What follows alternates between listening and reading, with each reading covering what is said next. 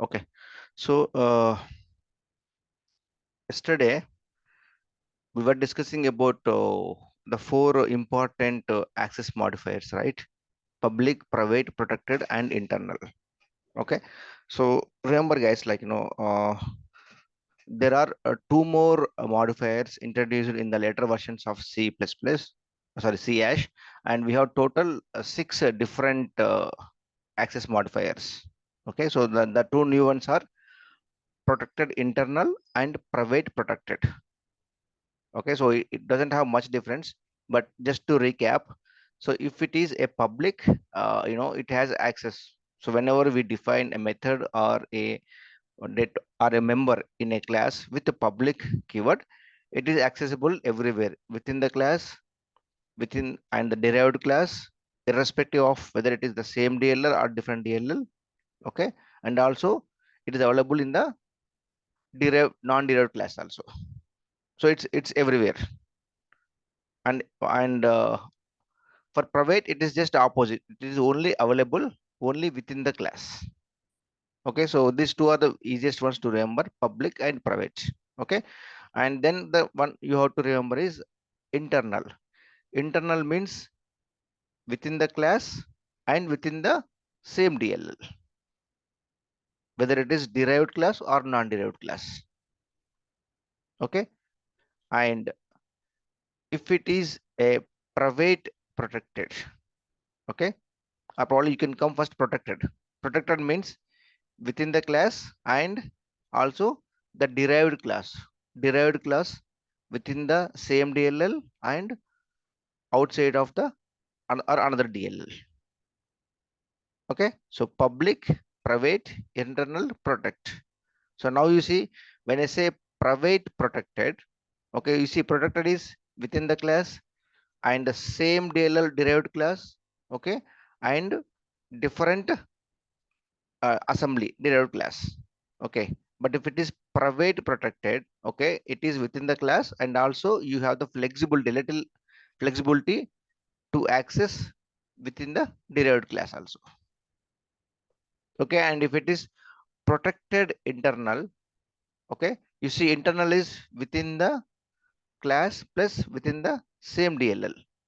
Okay, but when you say protected internal within the class and the same DLL derived non-derived, but it also can be accessed in the derived class. Okay, so it's just like, when you start practicing the examples, you can easily recall. Okay, but I just wanted to introduce these two also, protected internal and private protected. Okay, and one more important thing is, okay, so this access modifiers can be kept at the class level or at the member level, or when I say member, it's a property or the variable, and also you can keep it for the methods also. Okay, but remember, if you want to keep it for the classes, right? Okay, only two modifiers are allowed. Okay, public and internal. So if you want to use your class within your DLL, okay, you define internal. That's why by default it is, if you don't specify any access modifier, by default for a class the access modifier is internal. Okay, remember yesterday we tried to run a class, execute a program by keeping the class access specifier as a private, and it did not run. Okay, that is because class only allows either public or internal. If you want your DLL to be available for everyone, use public. If you want only for your DLL, means for your application, then keep it as internal only. Okay, that is for the class at the class level. But you can use all six access specifiers for the data members or methods. If you don't define anything explicitly, by default it is private. Okay, just to quickly revisit whatever I said. Public is everywhere, private is within the class. Okay, protected means within the class and the derived class of the same DLL or a different DLL. Okay, so internal is within the class within the same DLL derived class and also within the same DLL non-derived class. So protected internal is it's basically combination of these two. You see, 1, 2, 3 here. So this 4, it covers 4 protected plus internal. Okay. And now if it is a private protected, it is only within the class and the derived class also. Okay, so any questions, in yesterday's discussion, we discussed about static class, sealed class, partial class, and also abstract class. So any questions? If not, I will just I will start the concepts of constructor, and based on probably in the next class, I can quickly revisit for the folks who did not join in today's class. Yeah, Anna, you can go ahead, Anna. Okay. Yeah. So constructor. So just remember, constructor means if we want to create a object for a class, okay, you have to this constructor method has to be invoked. As the name depicts, it's a constructor. The constructor is to create the instance of the object. So whenever you try to create a new object, okay, using the new keyword, internally it invokes the constructor. Okay, so the constructor is to actually create the instance of the class, and it is also used to initialize the variables of that class. Okay, so two things. Okay, and one more thing is the constructor name is same as the class name. Okay, and the constructor is not required to return any value. I will tell you why. Okay, so basically I mentioned that constructor is to create the instance of the object and to initialize the variables. So suppose you have declared couple of variables in your class, and you need to initialize the variables.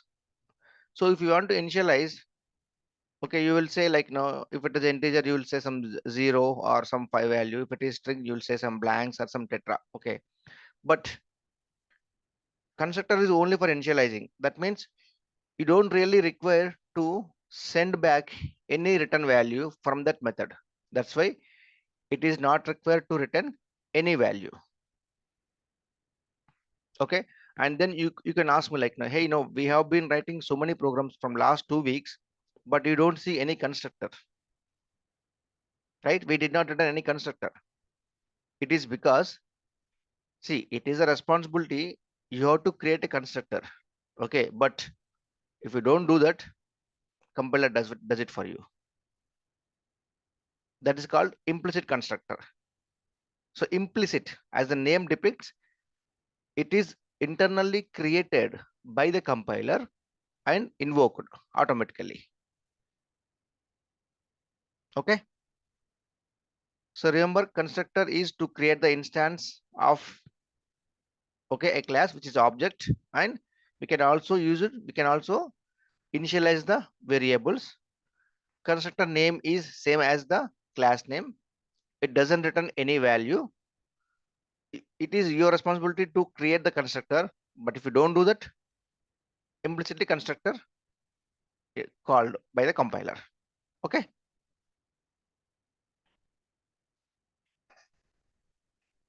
okay, so implicitly defined means, as I said, like, it is basically created by the compiler, right? And since it is created by the compiler, okay, they don't take any parameters. Okay, I will show you like how the implicit defined constructor works. So you don't need to pass any variables because you are not creating it, right? So the compiler simply takes without any parameters. Okay, and suppose, as I said, like, it is our responsibility to create the constructors, right? So if you define it is called explicit constructors. Okay, implicit is internally invoked by the compiler explicitly is programmer responsibility to create. Okay, and implicit constructions are parameterless. You don't give any parameters, you don't get any parameters. Okay, for if it is external, it is up to you whether you wanted to pass it or not. That's why it is called parameterless or parameterized also. So let me take you an example, that way it will be clear. Did you open? Okay. Okay, so now you see one class I have defined. Okay, this class name its a class name is test, and it has 3 variables. Okay, just since it is a example, I have not defined any methods. It only contains 3 different data types. One is integer, one is boolean, one is string. Okay, so now let me tell you, let me ask you one question. So I did not mention the access specifiers for this class. So what is the default access specifier for the class if I don't define any value, anything here? I was telling you about this, like, Yeah, no, it is internal. very good. It is internal. Okay. And if you try to keep, I think, yesterday I tried to keep private. Okay. And I got the error, right? Elements defined in a namespace cannot be explicitly declared as private, protected, protected internal, or private protected. So 4 are not allowed. Private to protected, protected internal, and private protected. So it is only allows either internal by default or public. See, no errors if I say public, right? Okay. So the class name is test, which is internal type. It has 3 different variables and no methods. Okay, this is one class, and I have another class. Okay, and in the main method, if you see, I have created an object. Its name is obj. Okay, so what happens is, if you execute any kind of program like this, okay, uh, since, do you see any methods in the class? No, right? It only contains 3 variables. Okay, but was it what I said? The name of the constructor method is exactly the same name as the class in which it was present. That means ideally I need to create a constructor. Okay, it should be same as the class name, right? And I should initialize the values here. But since I did not mention any constructor in my class, what happens when the object gets created, right? Okay, so or before creation itself, okay, when the objects gets compiled, okay, internally it creates a constructor of test. Okay, it will create a constructor of test. Okay, and it will, like that, it will keep. Okay, it will say I equal to 0, boolean equal to true, and string equal to tetra. Okay, it's a blank, right? Okay, so what happens is internally it creates a, a default constructor and initialize the values. It happens internally. That's why it's called implicit constructors. It is created by the compiler, okay, and runtime it is automatically invoked to initialize the values. Let's see what's going to happen if I try to compile. So basically what happens is, when this object gets instantiated, okay, I mentioned, right, the constructor is a method is required to invoke whenever you wanted to create the instance of the class. So whenever you create the instance of a class, now here this is object, automatically the constructor gets invoked and initializes. So if you see, so internally it is creating the implicit cursor. It is assigned the default values. Okay. And I just try to print the values, whether it is really assigned the default values or not. So it is assigned default values. I equal to 0, Boolean default value is false, string default it is blanks. So this is the initialization part is being taken care by my implicit constructor. Why it is implicit? Because I have not created. It is created by the compiler, invoked by the CLR. So clear, guys? So this is about the implicit. Okay, implicitly it is invoked, but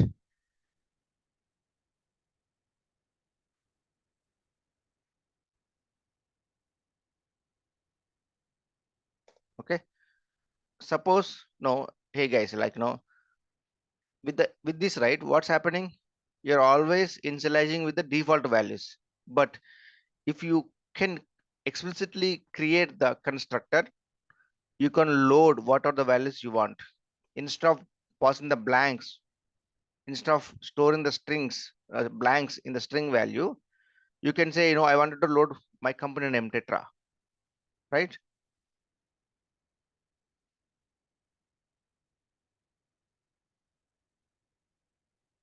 Okay, so I will go for an explicit cursor. Okay, now see, this is my class. Sorry, I think I defined as cursor, but it's a constructor. Okay, so it is a class of employee. Okay, which contains three variables: age, address, name, and boolean value permanent. There are four variables. Okay, and you see, I created one user defined default constructor. Okay, so as I mentioned, okay, you can have the constructor name same as class name. Okay, the name of the constructor method is exactly the same name as the class. So I have a default constructor, and you see, I am able to load whatever the values I wanted to load. In the previous implicit constructor, you have only the default values. But now here I have the flexibility to load whatever the values I wanted to do. Okay. So one method for a constructor and another method to display the values. Just wanted to ensure that it really invoked my constructor and loaded these values. Okay. So one class employee is over here, and in another class program, I have created an employee object called E1. Okay. So remember, guys, I told you, right? Constructors are automatically invoked. You really not required to, invoke it. So as whenever you create an object for a class, internally it invokes the constructor. What is the constructor here? This one invokes and loads the value. And then I'm trying to print the values. Let's see whether it is happening or not. Okay, so it loaded all the values. Okay, so what I'm trying to explain is, if it is implicit constructor, it loads the default values. But if you have the explicit constructor, you have the ability to load whatever the values you wanted to load. Okay, clear? Any questions? Yeah, no, got it. So is it a good practice to use explicit or implicit? Yeah, it is good practice to use explicit constructors, Yeah, no. Okay. because you have the control, and what kind of variables you wanted to initialize and what is the value you wanted to store. Okay, and now I am giving you one more example. it is as good as the same, but I just wanted to introduce you the parameters. Okay, so I mentioned that for implicit it's always a parameterless, but for explicit it can be parameters, it cannot be parameters, it's up to you. So in the previous example, we did not pass any parameters for the constructors. We just hard coded the values within the constructor. Okay, so if we hard code the values within the constructor, what happens? You create any number of objects, but for all the objects the variable values remains the same, right? Just look at the previous example one more time.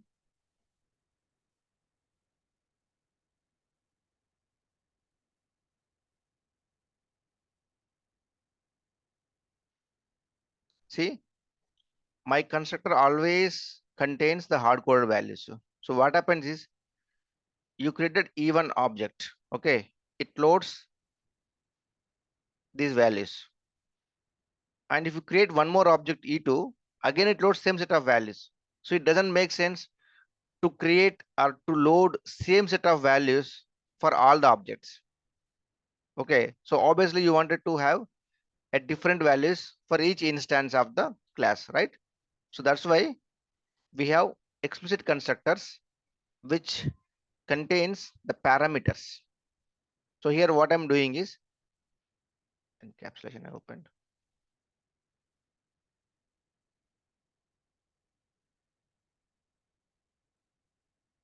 Okay, so here the class name is employee, which contains 4 different variables. Okay, and my constructor is now a parameterized.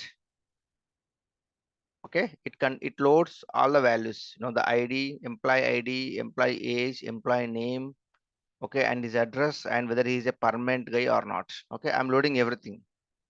Okay, and one more is to print the values. Okay, so this is the employee is the class which contains one constructor which is explicit and parameterized, and second method is to display the values. Now in the actual class, okay, you see I have created a object for employee which is E1. Okay, now since my constructor is parameterized, when I'm invoking the class, whenever invoking the object, right, I have passed the values here. So remember guys, the constructor name is same as class, right? You see, employee, employee. So when I am instantiating, I'm using the same class and I'm passing the values. So E1 contains some set of values and E2 contains another set of values. Let's see. Okay, you see different values loaded, right? So basically what happens is when you instantiate the object, okay, the control simply goes to the particular class and it looks for the constructor and it invokes the constructor method and loads the values automatically. So clear? Implicit and explicit. Implicit is always no parameters. Explicit, you have the ability to pass the parameters or not. It's up to you. Yeah, no. Okay. Fine. Now, guys, I'm just trying to explain as much as possible all the concepts, but okay, some of the concepts may not be effectively used, day-to-day programming, but I still wanted to explain. Okay. So this is copy constructor. So suppose you have a class and you wanted to create 5 different objects.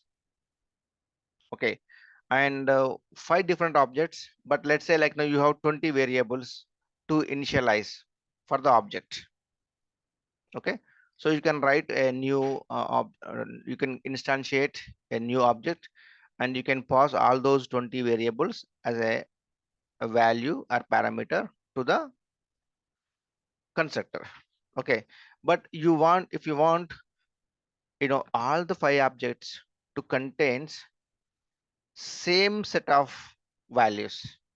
Like, in the explicit constructor, we were loading the values of the class variables using the hard coding, right? So the similar thing you can achieve using copy constructor also. So copy constructor means you already have a constructor for a specific object, okay? And you wanted to clone the same values of that object to other newly created objects. It's kind of a creating the replica. You create the X object with the 5 set of variables, and you wanted to create Y and Z objects also, but you wanted to use the properties or the values which have been already initialized for the X object. So let me explain in a example, that way you will be clear.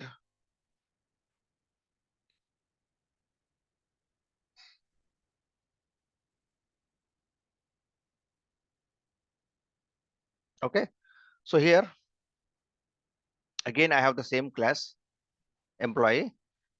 Okay, and so basically, I'm using the same thing like in the previous example only, but what I am trying to convey here is, okay, so first you have created an employee of E1 and you have passed these 5 values. Okay, so the constructor got invoked and it initialized the values.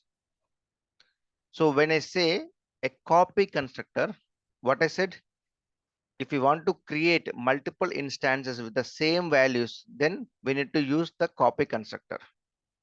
Copy constructor is the constructor takes the same class as a parameter to it.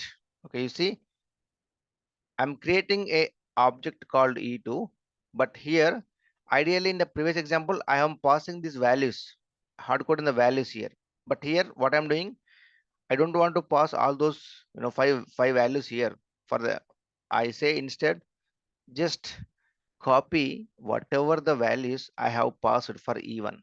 So E1 object contains these 5 different values. So same way, okay, you take the values of E1 object and copy to E2. Okay, so that is one thing I want to explain here. So one is to directly pass, but here I am passing the object as a parameter for the E2 object. Okay, so one thing here it is clear, but let me explain one more thing here.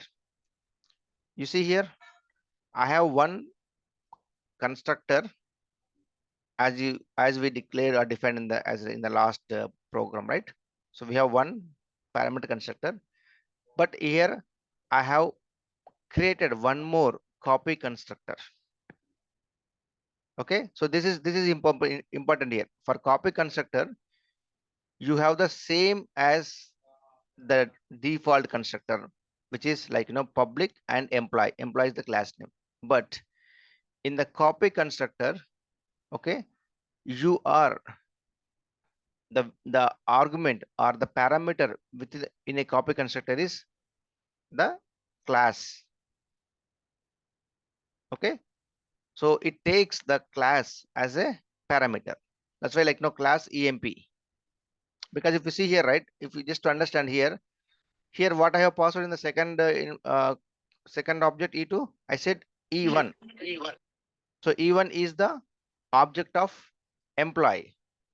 That means I am passing indirectly the variables associated with the employee class, all these, right? So instead of saying, explicitly mentioning all the variables, I am saying, hey boss, like I don't want to quote all the variables. Just see whatever the variables are there in that class, you just take it. So how do you pass? If you want to pass like 100 variables, let's say, it's very difficult to hard code all these 100 values, right? Instead you say, okay, take the even object variables. So we know even object contains these 5 different variables and this belongs to employee class. So when you define the copy constructor, okay, the parameter you take is the class. What are the class you wanted to initialize, right? So here same thing. So here total 3 things you have to remember. Okay, here the first thing is we have two constructors here. Okay, one is the default constructor and another one is a copy constructor. So what I'm going to say here is it is using the constructors. Okay, you are doing the method overloading. Just remember my old classes. Method overloading is what? You are using the same method but different parameters. That's called method overloading. Okay, that is one point. And second point you need to remember is when you create the copy constructor, you have to pass the class as a parameter. Okay, that's what you have mentioned here, the class here. And third one is when you actually create the instance of the object, you have to refer the previously defined object, that is even here. Clear or any questions in the copy constructor? Let me execute this. Okay, so the first one is loaded with the values I have passed here. And second one is since it is a replica of E1 for the E2, the same set of values have been displayed here. Clear guys?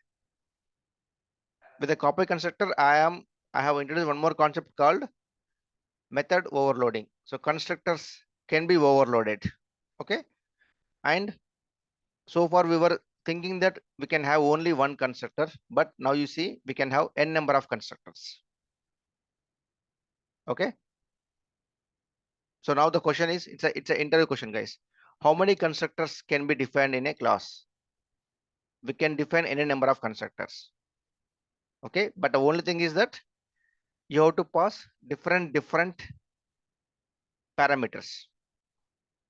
That's why I said, different signature. As you know, signature means it is the method name plus the parameters. Okay, so since the constructor contains the same method name which is equivalent to our class name, but you can pass different parameters. So you can create any number of constructors provided you are passing different variables for that constructor.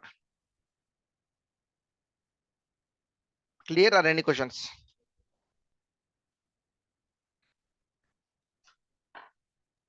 Clear. Okay, fair enough. Okay, so now we have static constructor. So far, like we were creating the public constructors, right?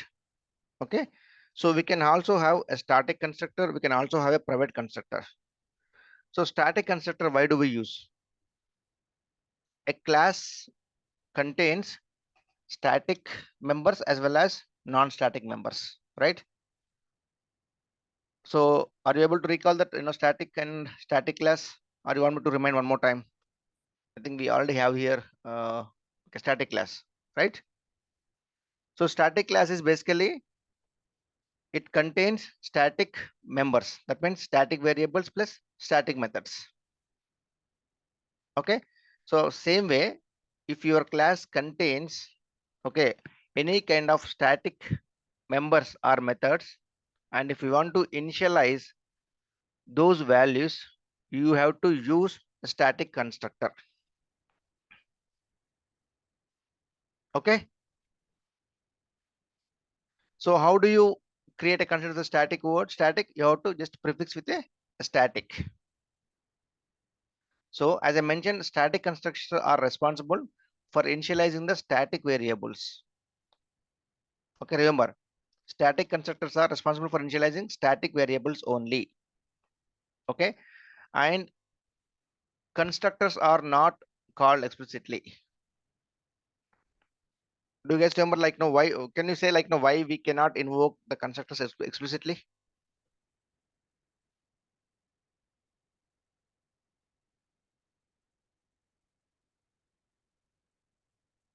So, see, if you remember, okay, it is a static, right? It is a static. And if you remember my previous classes, if you create a class with the static, can you create an object for that static class? No. No, right? You cannot create an object using the, if it is static class. Same way, if it is a static constructor, you don't need to explicitly invoke it. Okay? Because using static class, you cannot create a object. Similar fashion, if it is a static constructor, you cannot invoke it explicitly. Automatically it gets invoked. Okay. And one more thing is, it is automatically gets invoked, and it is only invoked only one time for a class. The reason being, using, if it is a static class, there is no way you can instantiate any object. In the similar fashion, if it is a static constructor, okay, it's automatically invoked and only once, irrespective whether you are creating 10 objects or 20 objects. Actually what happens is, when the first instance you invoke, right, that time it will load all the values. Okay. And one more important question is, I just highlighted in red color, static constructors cannot be parameterized. So overloading of the static constructor is not possible. Now, why I'm saying it cannot be parameterized? Because I said that static constructors are invoked implicitly. When I say implicitly, basically you are not invoking on your own, right? So how do you pass the variables? If you invoke, you can pass the parameters, but you are not invoking on your own. That's why, okay, you cannot pass any kind of values. Okay, just let me take one example.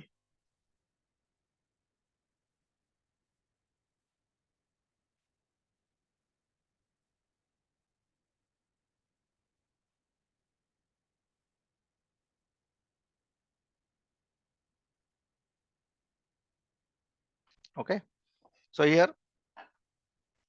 I'm taking one example. The class name is itself is a example class. Okay, and if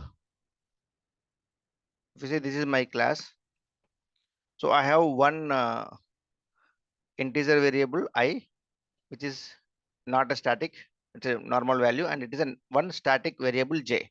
So it contains one static, one non-static.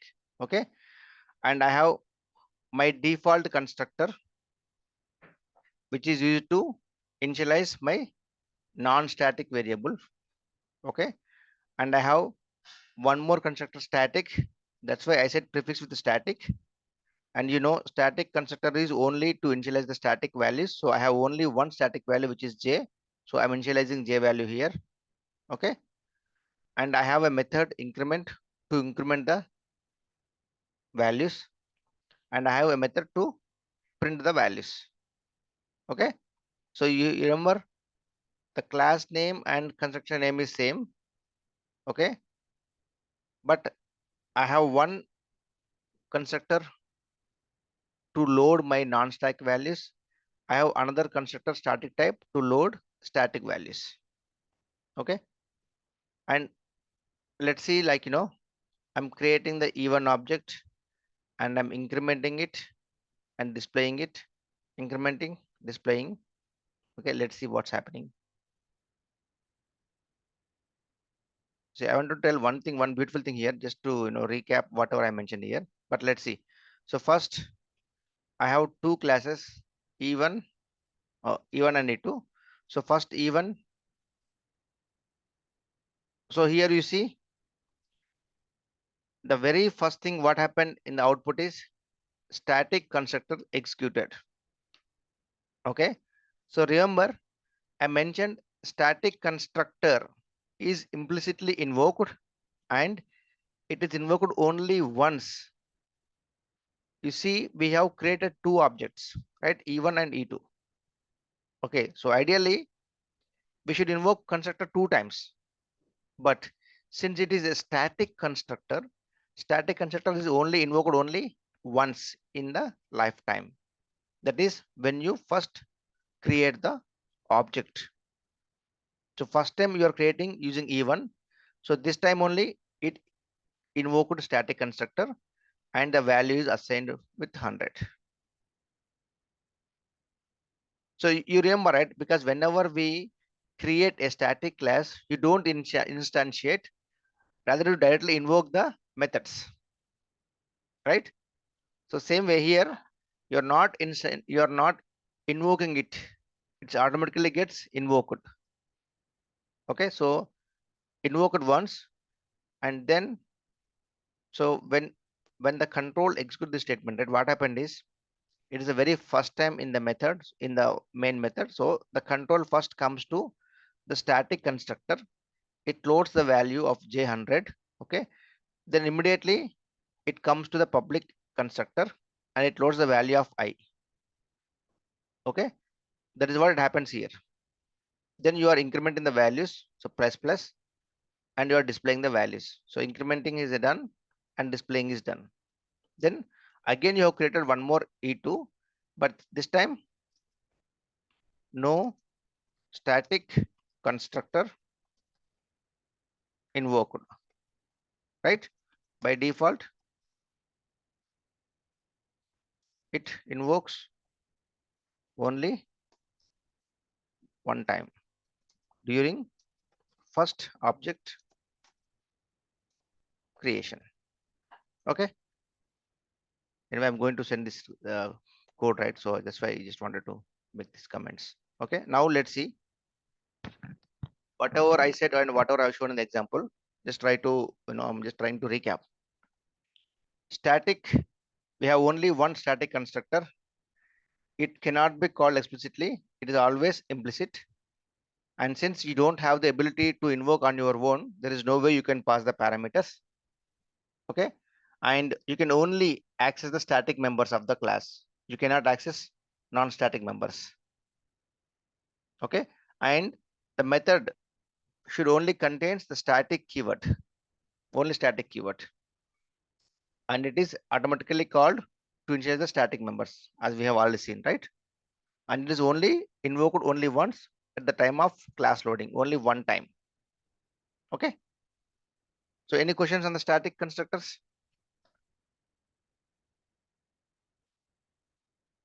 No. Okay, so now we have private constructors. So as the name depicts, right, private means it's basically the method is only for that particular class, and that constructor cannot be invoked in the another classes. Okay, so let me show you one example for private constructors. We are still in the execution mode.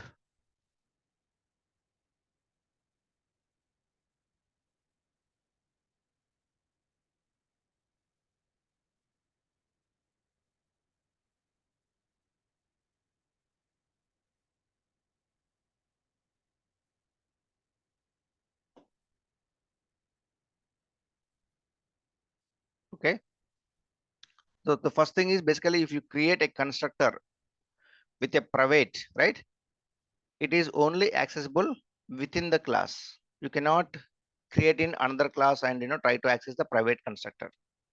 Okay, that's why if you see I have only one class, unlike in other programs I'm showing you two different classes, right? But here I have only one class because I am declaring the constructor as private, and there is no way I can invoke the private constructor from a different class. That's why I have created within the same class. It's a private constructor. Okay, and I'm invoking with the P object. So as soon as you create the object, it goes and executes the private constructor. Okay, so I just simplified it actually. Just wanted to print that private constructor. That's it. I just wanted to show you that it works only within the class and it invokes automatically and prints whatever we mentioned here.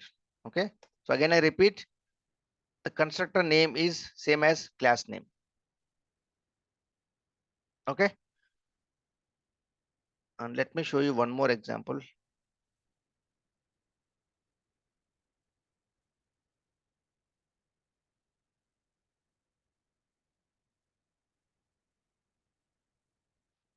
Okay, now here see, I just wanted to show you one difference. That's why like now I have one more program. So here I have a class program. Okay, this is main program. Leave it. First we'll talk about the pair. Okay, this is the class. Let me simplify that way. No, it would be easy for you. Okay, so you have a class called test. It contains a private constructor. It contains a public constructor, right? So private constructor is without any parameters. Public constructor is I'm passing with a parameter, and I have a method also which is public type. So, okay, so total 3 methods, 2 constructors, one public, one private, and one to print the values. Now I have created, okay, now I have created a class of obj for test of 10. So test of 10 means I am passing one variable or one value to the constructor. Okay, so since this class is a different, okay, and this is another class, as per the object oriented programming in C hash, you cannot invoke the private constructor from a different class. That's why like now I'm invoking this constructor, which is a public, right? So ideally it should invoke this one, right? And then it should, when since I said method one also, it invoke this one. Let's see, it's invoked public constructor, then the method one. Okay, now let's see, like now I said that you cannot access the private constructor, right? Let's see what's going to happen if I say like this. See, immediately you got the error here. You see, test of this is the default private constructor is inaccessible due to its protection level. The protection level of a private constructor is within the same class, but this class is test, and this test class you're trying to access from a program class. That's why you got the error.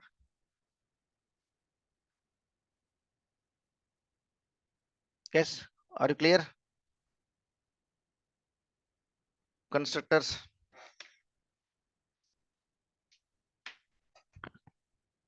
Okay, so Yeah.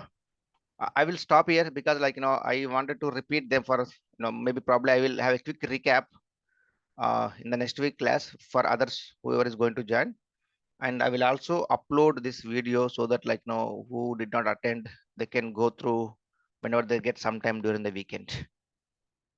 Okay, actually I wanted to complete destructors also, but like since we don't have full attendance, we'll continue on next week class. Yes. Okay. Yeah. Okay, so just to go through all this, just like you can you can refer any book or in the Google, just try to understand the different things in constructor. It's implicit, explicit. Okay, implicit is without any parameters and it works automatically without our intervention. Explicit, it can be a parameter and it cannot be parameterized, and you have to invoke. Okay, and you can always overload explicit constructors since you can pass different variables. Okay, and there is no limit how many constructors you wanted to create. It's like as long as you are able to pass different variables or different parameters to the constructor, you can create any number of constructors. Okay, static constructor, it is to only initialize the static variables, and it is only invoked only once whenever you have the first object gets created for that particular class, only one time it gets invoked. Okay, and it is always implicit. There is no way you can explicitly invoke a static constructor. And of course, since you cannot explicitly invoke the constructors of a static, you cannot pass any parameters. And private, it is only to invoke the constructor within the same class. Yeah. If you try to invoke, it will throw the error. Okay, so I will stop it here. And you have any questions?